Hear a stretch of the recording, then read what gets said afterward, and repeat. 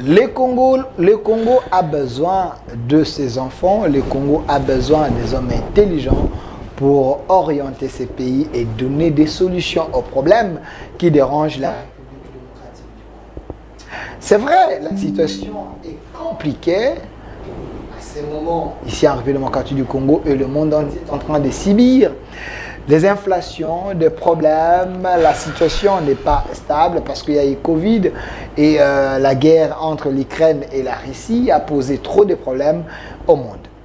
Alors, en premier lieu ici, on va recevoir pour vous un homme éclairé, un homme intelligent. Il est docteur en économie de l'éducation. Lui s'appelle M. Georges Mulumbu, l'homme du peuple. Parce que quand vous avez dit, il s'appelle l'homme du peuple. Il est ici avec lui.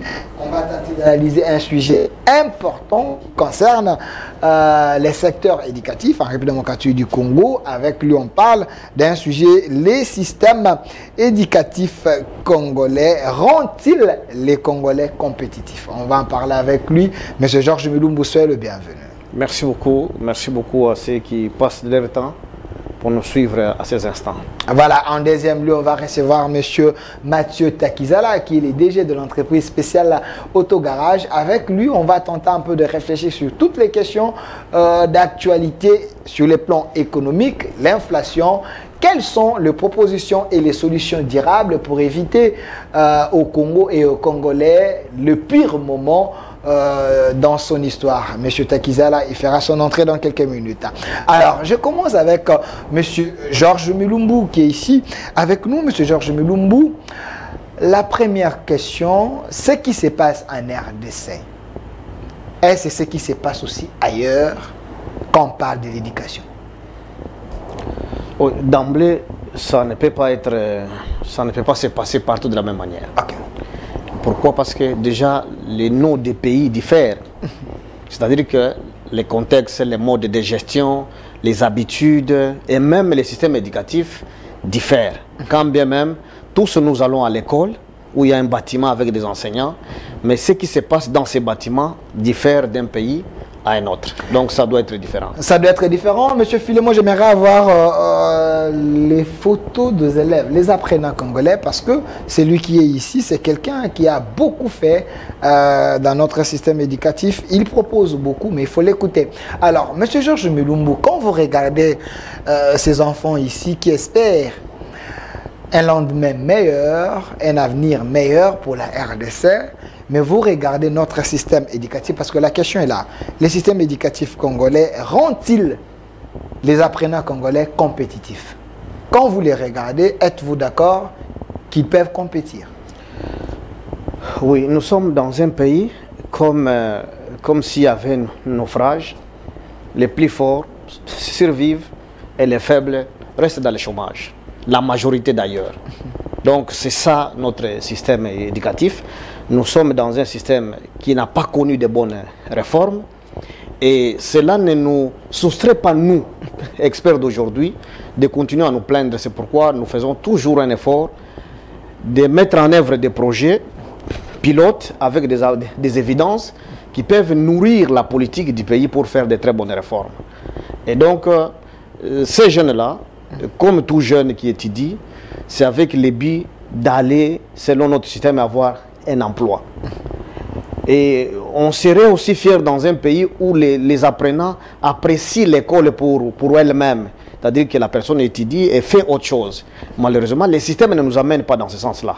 Et c'est ce qui fait que nous sommes dans un pays où le système éducatif, il est celui qui ouvre un grand boulevard vers le chômage. Qui ouvre un grand boulevard vers le chômage. Donc on forme les élèves, chaque année on nous plombe les diplômés sur la place publique pour qu'ils excellent, qu'ils fassent carrière dans les chômeurs. Oui, je suis aussi enseignant d'université. Si vous voyez les statistiques sur l'ensemble du pays des diplômés ne fût-ce qu'universitaires, c'est au-delà de 150 000. Si vous demandez le ministère, donc les ministères qui gèrent les emplois, je ne sais pas si vous diront qu'ils ont fait engager ne fût-ce que 10 000 jeunes. Il faut prendre les statistiques chez ONEM ici. Donc, quand même, les statistiques, parce que chaque année, ONEM envoie les gens pour qu'ils soient engagés. Non, ONEM, ça, c'est autre chose. Donc, ce que je vous dis, nous avons un système qui ouvre un grand couloir vers le chômage et nous devons y penser. Y penser, c'est créer un système qui va faire que les emplois se créent. Que l'État n'ait pas trop de soucis sur les taux de chômage. Vous voyez aujourd'hui, aucun parent qui planifie de mettre au monde un enfant Koulouna. Mais c'est aucun. Alors c'est lorsque l'enfant se retrouve dans un milieu où tel que il a peut-être fait seulement un diplôme, il a seulement un diplôme d'État, mais il n'a pas d'issue. Parce que nous, gestionnaires du pays, nous n'avons pas réfléchi pour planifier les ressources humaines en 50 ans, en 100 ans. C'est ça la différence avec les autres pays. Oui, par exemple, aujourd'hui, je me rappelle ces pays parfois prennent de bonnes initiatives. En 2012-13, nous avons conseillé à un ministre de pouvoir acheter les VSAT pour gérer quand même les données. Mais actuellement, nous nous rendons compte que ces VSAT constituent comme des musées dans les provinces éducationnelles, même au cabinet. Si vous allez là-bas, vous trouverez qu'il y a des installations de VSAT. Mais à quoi ça sert? Ils vous diront, ça collecte des données. Et ailleurs, ça ne fonctionne même pas. Or, à l'étape actuelle des choses, pour réduire le chômage, par exemple, des jeunes, les D6 là qui obtiennent des diplômes sans issue d'emploi. Si, par exemple, on trouve que ici à Delvaux, on fabrique maintenant des bons meubles. Vous allez en Bujimaï, par exemple, la qualité des meubles de là n'est pas bonne. Vous allez à Kananga, vous allez, disons, à Bukavu, à Ouvira, par exemple, la qualité des meubles, ça fait que ça ouvre la voie des importateurs à se faire l'argent. Donc le Congo devient un marché pour ces gens-là. Imaginez que ces VSAT-là constituent maintenant des outils pour faire la formation des bonnes pratiques. On dit Don Bosco Kinshasa fabrique des bons meubles. On prend un enseignant qui forme ces enseignants-là, il enseigne. C'est ça l'enseignement à distance sans enseignant, où l'État va payer moins cher. Vous voyez, par exemple, l'enseignement technique et professionnel, ça coûte très cher partout au monde. Maintenant, pour réduire les coûts dans notre contexte, c'est par exemple faire ces formations à distance. Un seul enseignant peut couvrir les centres de formation à travers les pays où on forme des jeunes. Ils apprennent pour produire les produits de très bonne qualité, où les consommateurs congolais n'auront plus envie d'importer, de dépenser beaucoup d'argent. Ça crée l'emploi et ça crée la richesse dans notre pays. Vous voyez que tout ça, ça fait partie des réformes qu'on devait faire pour que ces jeunes-là ne rêvent pas dès qu'ils terminent, ils ne savent pas là où ils doivent aller pour devenir un pasteur, pour devenir un évangéliste seulement. Parce que ce sont des opportunités faciles à avoir. Mais quand on parle de l'EPST, à la fin, on va à la partie technique. Et cette technicité, vous ne la sentez pas dans ce qui se passe dans notre système éducatif? Bon, la moindre des choses, vous êtes à Kinshasa, je vous donne cette opportunité-là où c'est de voir, aller à c'est que l'Institut qui a l'ISTA. L'ISTA, ok. Voyez les filières de formation là-bas, allez dans les garages, s'il y a un seul ingénieur de l'ISTA, et demandez-vous, ces ingénieurs-là vont où? Ils sont où? Vous voyez que nous avons un système qui forme des gens, mais sans issue dans les marchés d'emploi. Oh, les marchés d'emploi, ce n'est pas un miracle par des vœux de prière. C'est la politique qui doit créer cela, en créant des passerelles. Une fois que vous êtes, même en troisième graduat, si vous, en troisième des humanités, si vous ne pouvez pas terminer, vous pouvez faire cette formation. Et cette formation va vous qualifier à avoir le rang d'un D6.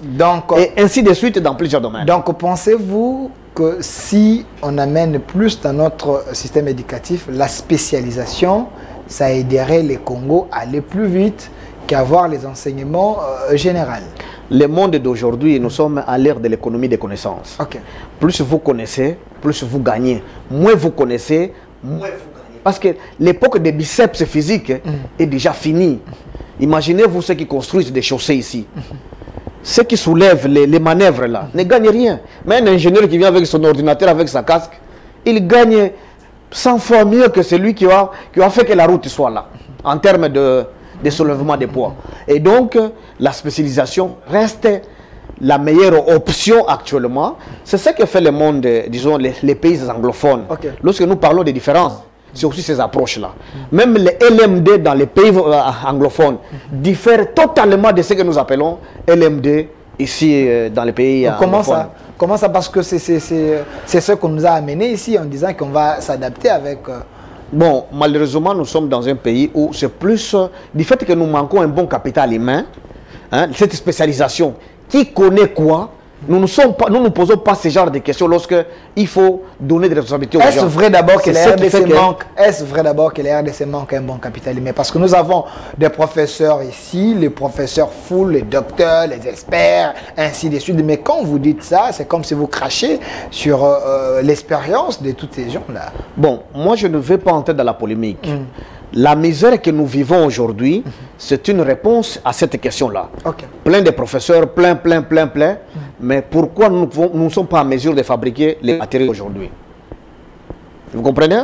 Pourquoi nous avons tous les minéraux, toutes les matières premières du monde, mais nous avons des téléphones en totalité importés, même je dirais tout importé. Nous avons la terre la plus fertile, mais nous sommes à 42% de malnutrition. Il y a les facultés d'agronomie ici, non? Il y a toutes les écoles là qui forment les AD en agronomie, non? Pourquoi la malnutrition doit être aussi notre ami de chaque jour? Vous voyez comment est-ce que c'est la réponse pour dire que le contenu de ce que nous apprenons dans nos universités est en train de nous distraire, de nous retenir longtemps à l'école, sans que nous puissions produire un bon capital humain pour résoudre les problèmes du pays. Et vous verrez que en 2023 ici, aux élections, il y aurait moins de candidats parce que beaucoup seraient dans leur business, vraiment perdus dans leur business d'être des candidats. Alors, docteur Georges Milou, mais j'aimerais être direct avec vous. Est-ce la faute de l'élite congolaise ou c'est la faute des politiques, donc les politiciens?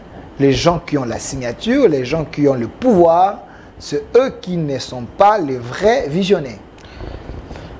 La faute, elle est complexe à définir, mais partant de ma réponse, vous comprendrez que lorsqu'il y a un leader, vous voyez que Kabila avait dit qu'il avait manqué de bons collaborateurs, non? Le président de la République actuelle a dit que ces projets n'étaient pas coordonnés. Ce n'est pas qu'il n'a pas de gens autour de lui. Tous les postes autour de lui sont très bien occupés. Très bien occupés par des gens. Est-ce que ces gens-là font très bien leur travail? Alors, comme si le travail n'est pas très bien fait, alors si vous analysez ceux qui occupent ces postes, beaucoup sont sans compétence, sans connaissance réelle de ce qu'ils doivent faire. Ils apprennent en étant dans ces postes. Si par exemple, vous pouvez apprendre un ministre qui dit « j'ai fait une formation d'une semaine pour travailler comme ministre », vous pensez qu'il sert très bien ce ministère comme si c'était celui qui avait suivi une très bonne formation avec une très bonne expérience. Vous comprenez le problème?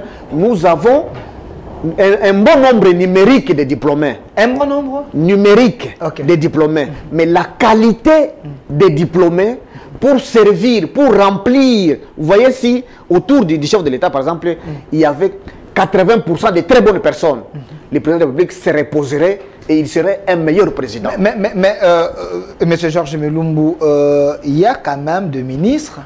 Je vois, je prends l'exemple d'un ministre Lambert Mende, il a été ministre ici, mais si vous regardez sa formation, peut-être sa formation ne correspond pas qu'il soit ministre de la Santé. Ça, c'est un exemple que je donne. Mais j'ai posé cette question à plusieurs autorités que j'ai à recevoir ici sur le plateau. Ils m'ont dit, ils sont entourés avec un cabinet d'experts, un cabinet de gens outillés, les gens qui maîtrisent. Pensez-vous que si dans le secteur éducatif, un ministre doit être seulement un enseignant? Bon, moi je sais de mon expérience de cultivateur. Lorsque vous plantez des boutures de manioc qui souffrent déjà de la mosaïque, elle ne va pas produire de bonnes boutures, moins encore de bonnes feuilles. Et vous verrez que la qualité de ces feuilles vont attirer de mauvais insectes. Je ne sais pas si vous comprenez. C'est pour dire que l'obscurité n'attire que l'obscurité. La médiocrité n'attire que la médiocrité. C'est des rares des fois que vous trouvez que la compétence, donc l'incompétence attire la compétence. Ça fait partie des lois de la nature. L'incompétence attire toujours l'incompétence. C'est la compétence qui attire la compétence. C'est la compétence qui attire la compétence, voilà. Mais l'ancien cardinal, Mosengo avait dit, il était temps que les médiocres dégagent. Les gens pensaient que c'était l'ancien régime qui était rempli de médiocres.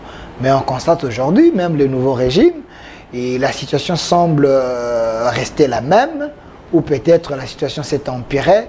Vous êtes un technicien, docteur en économie de l'éducation. Qu'est-ce qu'il faut faire pour sortir dans cette situation? Aller de l'avant.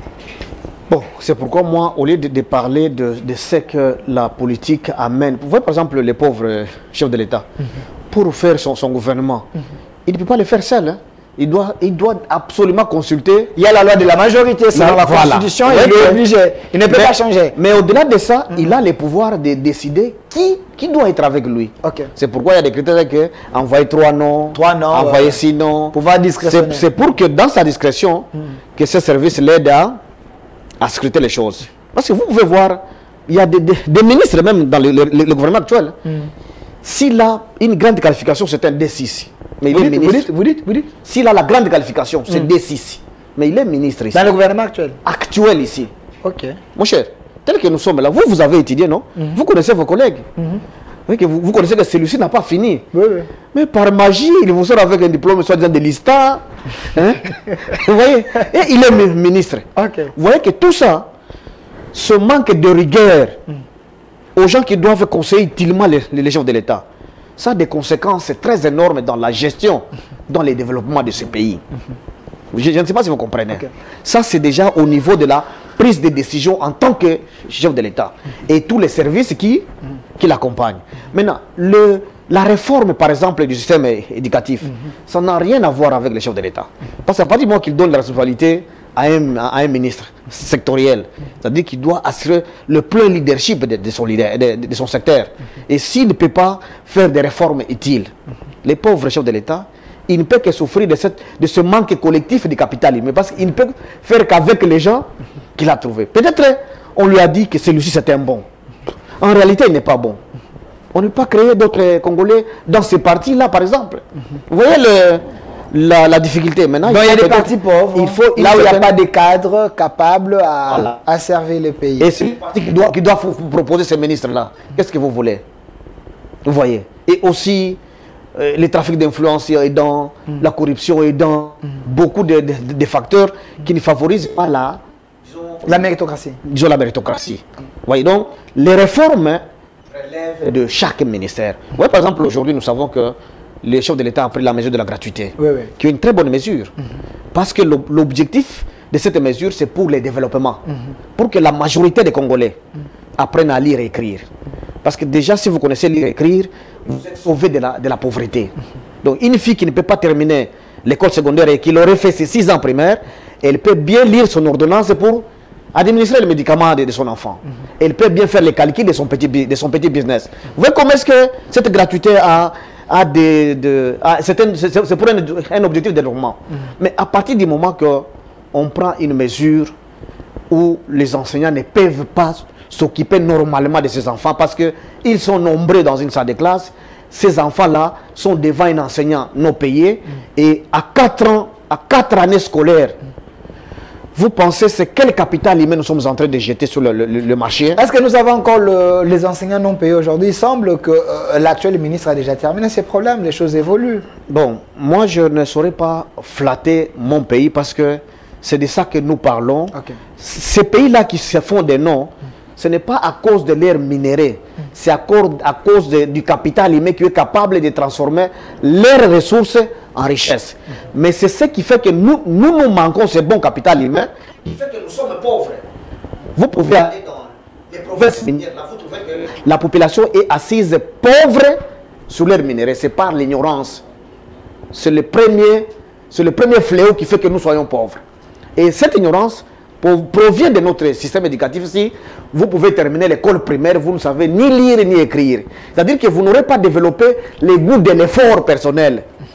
Vous allez cultiver les goûts de la paresse. C'est pourquoi beaucoup versent dans... Au lieu d'aller travailler, ils préfèrent faire des veilles de prière.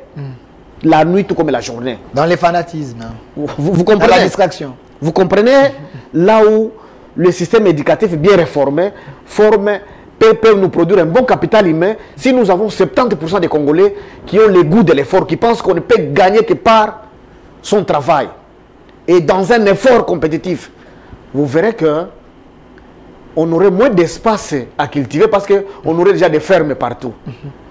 Donc la famine au Katanga ne serait pas une priorité pour les chefs de l'État parce que ce serait déjà une question résolue.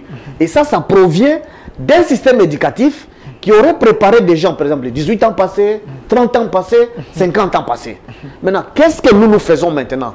Est-ce qu'il faut laisser ce même système continuer? C'est pour dire que nous allons jeter encore 30 ans, 50 ans, 100 ans d'un pays avec la population qui crie à la famine et qui crie de la famine. Alors, le docteur Georges Milmo, j'ai pensé qu'il est docteur en économie de l'éducation. Vous avez dit ici que vous êtes un cultivateur, mais il y a l'actualité que l'actuel ministre, l'actuel VEPAM, donc ministre de l'économie, M. Vital Kamerhe, a y amené une délégation des ministres. Il y a le ministre du commerce extérieur, ministre des hydrocarbures, hein, un groupe de ministres pour aller chercher quand même de quoi ramener au Congo. Donc, le maïs, ici en Zambie, Afrique du Sud, pensez-vous que c'était la solution parce qu'il y a carence ici? Bon, c'est pourquoi moi je suis en train de parler plus disons, du système éducatif pour que nous ne soyons pas un pays qui soit mendiant dans tous les domaines. Pour notre sécurité, nous mendions. Les RDC, nous sommes un pays mendiant? Oui. On dépend des autres? Pour notre sécurité, les AC, SADC, tout le monde est là. Vous comprenez? Même les maïs peuvent maintenant accompagner nos frères d'essai. Vous voyez comment est-ce que nous sommes... Il y a des ordres organisés. Maintenant, s'il faut aller encore pour notre famille, nous devons encore mendier pendant que nous avons une terre arabe très importante. Okay. Et produire le maïs, c'est 3 mois. 3 mois. Je ne sais pas si vous savez ça. Vous êtes un cultivateur. Vous voyez, produire les riz, c'est 3 mois. Les jardins ici, c'est 1 mois, vous produisez les légumes. Okay. Je ne sais pas si vous comprenez. Est-ce que, pour moi, à la place de ces ministres, parce que la délégation de plus ou moins 10 ministres, je vois mal 650 000 $ ne peuvent pas sortir. Déjà une perte hein, pour la République. Et 150 000 $, demandez-moi, c'est combien d'hectares de champs? Vous voyez? Et tout ce temps ici, vous voyez, tout ça, ça ressort de notre système éducatif. Lorsqu'on est formé à un certain goût de l'effort, on aura une discipline de soi. C'est pourquoi même l'argent public, pour les dépenser, on va les dépenser comme vous dépensez votre salaire, utilement. Voilà, vous allez dépenser utilement. Mais lorsque nous passons dans un système éducatif, par exemple, où nous sommes à 80 à 100 dans une salle de classe, on ne nous contrôle pas. Nous sortons l'école primaire, on va finir sans savoir lire et écrire. Qu'est-ce que nous allons faire au secondaire? Rien de spécial. À l'université, c'est la corruption, les branchements, et finalement, on a un grand diplôme. Et le tribalisme aidant, les partis politiques aidant, on vous bombarde ministre ou PDG. Qu'est-ce qu'on va attendre de vous? Vous voyez? Et des gens qui viennent, je me rappelle, il y a peut-être les DG qu'on a suspendus disons, de la SNEL. De la SNEL. Oui, oui. Si vous demandez pourquoi on l'a suspendu, si moi j'étais conseiller du chef de l'État, je lui demanderais bien d'attendre ces conseillers, ces PDG-là, et de savoir pourquoi on l'a amené à être suspendu comme ça. Vous avez des éléments?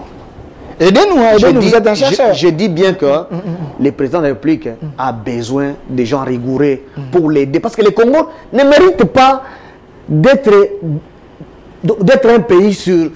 Tout le monde sait qu'au Congo, il n'y a pas de... Il semble que les DG... Vous comprenez? Il semble que les DG ne voulaient pas entrer dans les magouilles. Les DG ne voulaient pas céder à la pression d'un système qu'il avait trouvé. Sur ça, on lui a mis la pression. Mais ça reste à vérifier. On lui a mis la pression et ainsi de suite. Mais il était quand même devant les députés, les élus du peuple. Les gens qui devaient... Que les services de sécurité, que les chefs suivent un peu les projets de Kenge, de l'électricité, qui nous donnent un peu les éléments.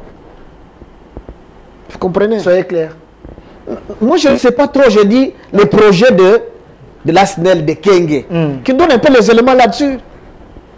Vous voyez que le chef de l'État a une bonne volonté, mais l'histoire de l'union sacrée, c'est pourquoi je dis toujours, c'est une messe œcuménique où il doit faire un effort que les gens croient quand même à un seul Dieu qui est son Dieu. Mais laisser que chacun croit à son Dieu, ça va rester une messe œcuménique jusqu'à la fin. Monsieur Georges Milumbu, regardez la caméra, je vous laisse 2 minutes. Adressez-vous aux dirigeants, aux patriotes, aux gens qui ont l'amour d'aider les Congos. Dans ces cas ici, on peut faire quoi? Oui, moi je me dis, pour que les Congos soient sauvés, ce n'est pas le président de la République qui doit faire du miracle maintenant, mais il peut jeter des bonnes fondations. C'est en insistant sur la réforme de notre système éducatif. Pour que les Congos soient compétitifs dans l'avenir, que les capitales aimées congolais soient compétitifs dans l'avenir. Vous voyez? Et lorsque nous avons plein de bons journalistes qui ont l'éthique, la morale et la compétence, ils vont très bien communiquer utilement pour les pays. Et si on a des enseignants, dans tous les domaines, on a quand même une majorité d'un personnel qualifié et informé. C'est le Congo qui gagne. Et ça ne part que d'un bon système éducatif.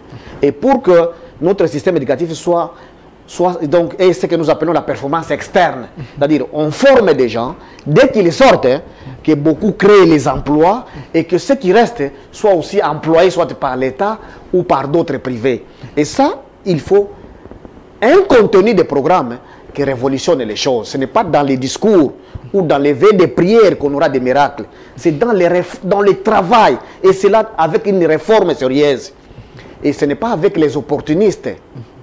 Vous voyez, on prend un médecin, on le met ministre de l'éducation. Il est un bon médecin dans un centre de santé, dans un hôpital, mais il n'est pas un bon ministre de l'éducation. Mais là, on a un cabinet des gens qui... Bon, allez vérifier les cabinets maintenant de ces ministres-là que vous dites il va se faire entourer. Est-ce que le chef de l'État a des bons partout? Je connais les gens qui... Dans les domaines, par exemple, de l'éducation. Okay. Si vous voyez le profil des gens qui les entourent, c'est parce qu'il est professeur, oui. Ou il a été... En réalité, il faut vraiment qu'il fasse un bon casting. Il fera œuvre utile pour le pays. Et c'est pourquoi moi je dis toujours, une autre RDC est possible. Et si lui ne le fait pas, voilà, les changements c'est une loi. Il y a d'autres qui viendront. Vous savez, candidat président de la République? Je suis de père et de mère, mon épouse est congolaise, mes enfants tous congolais, mes grands-parents tous congolais, et donc je suis éligible. Donc la loi Tchani ne va pas vous déranger? Mes grands-parents, tous deux congolais. La loi Tchani ne va pas vous déranger? S'il y a des Congolais qui doivent rester, c'est moi. Et puis nous ajoutons l'incise à la loi Tchani. Double nationalité dehors, parce que vous avez déjà trahi. Double nationalité? Double nationalité, vous avez déjà trahi. Ok. Oui, vous voyez. Et là, nous allons rester des Congolais utiles pour diriger le pays. Merci, docteur. Docteur, vous avez compris, avec lui, on a parlé du système éducatif congolais. Rend-il le Congolais compétitif? Vous avez compris, c'est quelqu'un qui est dans plusieurs choses, mais il a quand même essayé de réfléchir pour aider cette république. Une transition, les temps pour nous de prendre les DG maintenant.